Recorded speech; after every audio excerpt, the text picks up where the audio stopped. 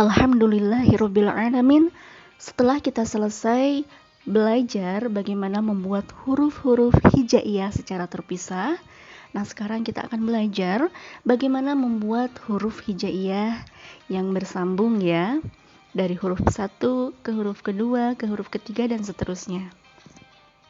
Untuk membuat huruf hijaiyah yang tersambung, kita akan coba membagi huruf hijaiyah menjadi 3 kategori dulu ya. Yang pertama adalah huruf-huruf yang seperti mangkok. Yang kedua, huruf-huruf yang berekor. Dan yang ketiga, huruf-huruf yang terpisah.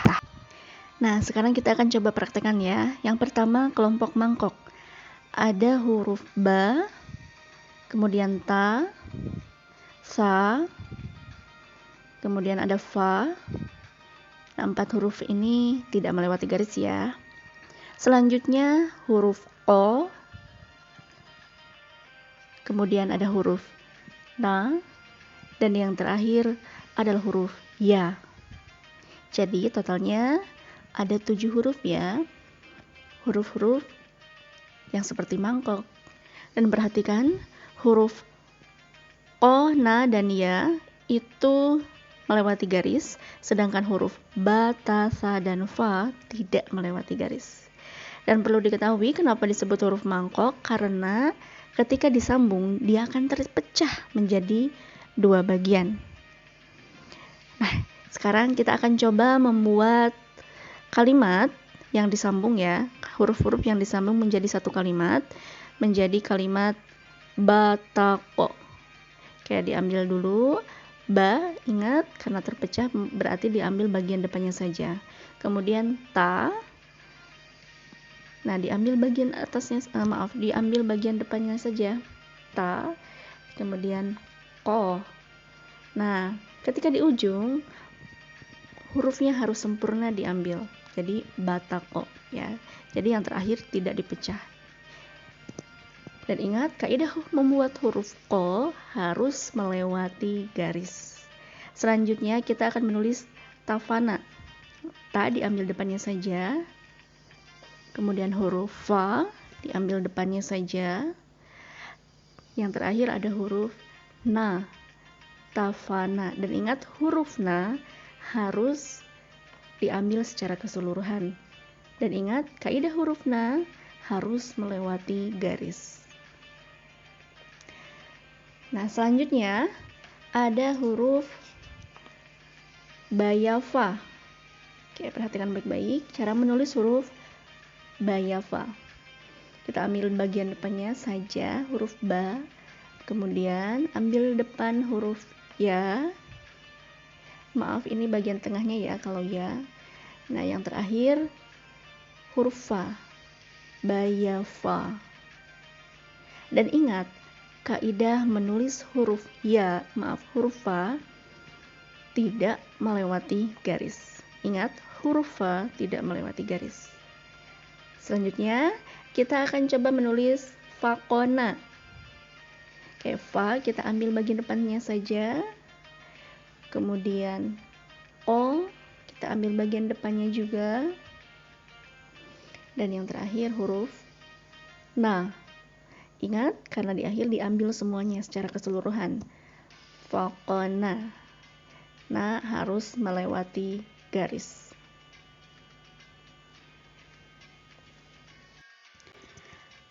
Sekarang kita akan lanjut ke kategori yang kedua, yaitu huruf-huruf yang memiliki ekor. Oke, jadi ketika huruf-huruf yang memiliki ekor ini disambung, maka yang diambil adalah kepalanya saja. Namun ekornya tidak diambil atau tidak digunakan. Ada berapa sih huruf-huruf yang berekor itu? Oke, huruf-huruf yang berekor yang pertama ada ja, kemudian ha, kemudian ho, kemudian ada huruf sa atau sin, kemudian ada huruf sha atau shin, selanjutnya huruf sho atau shod, kemudian ada huruf bo atau bod, ada huruf po, ada huruf wo, wo. Selanjutnya ada huruf la, kemudian ada huruf ma, ha, yang terakhir ka.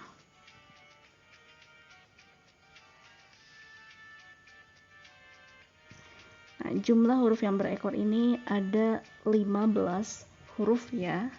Jahaha, sashal, sobo, po, wo, argo, la, ma, ha, ka. Oke, sekarang kita akan coba menyambung huruf-huruf ini ya. Kita ambil contoh kata jalasa. Ya, diambil depannya saja ya, kepalanya saja. La juga sama, diambil kepalanya saja. Dan yang terakhir, ingat setiap huruf yang di ujung itu harus diambil secara sempurna. Dan ingat, kaidah menulis huruf sa harus melewati garis. Selanjutnya kita akan menulis huruf malaka. Ma diambil kepalanya saja, la diambil kepalanya saja, dan ka karena di ujung diambil sempurna. Dan ingat, kaidah menulis huruf K tidak melewati garis. Selanjutnya, kita ambil kata bohaka. Bo diambil kepalanya saja atau depannya saja. Kemudian hal sama, kita ambil depannya saja.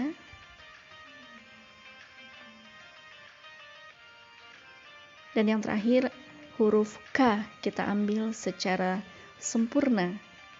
Bohaka. Selanjutnya kita akan menulis kata kusiro.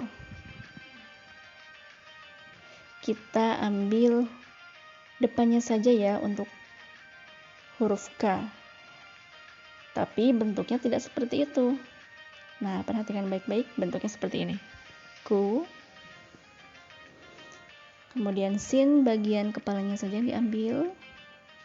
Dan yang terakhir huruf ro diambil secara keseluruhan. Dan kaidah menulis huruf ro melewati garis.